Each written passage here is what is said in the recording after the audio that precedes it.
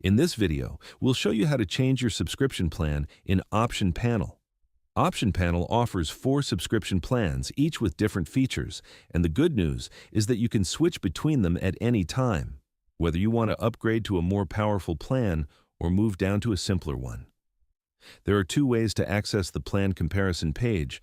The first is by clicking on the user icon in the top right corner and selecting Pro version from the drop-down menu. The second is directly from your subscription panel by clicking the Change Plan button.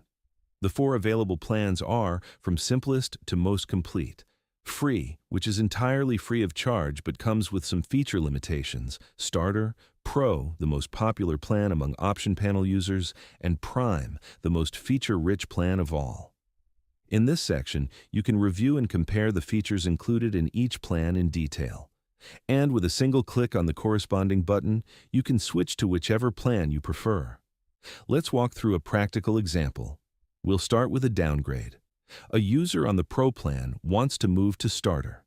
Since the Pro plan allows more connected broker accounts than Starter, before confirming the change, the system will ask you to specify which accounts, beyond the new plan's limit, you no longer wish to keep.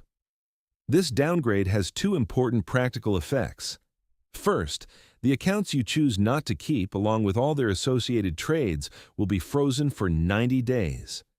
During that period, you can recover them at any time by switching back to your original plan. If you don't, they will be permanently deleted once that window closes.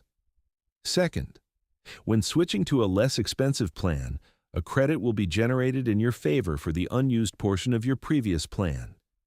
This credit will be automatically applied to your upcoming invoices until it's fully used up.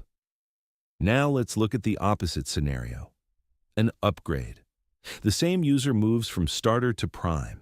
In this case, any accounts that had been frozen during the downgrade will be automatically reactivated, and you will only be charged the proportional difference between the cost of the new plan and your previous one, covering the remaining time until your next billing cycle.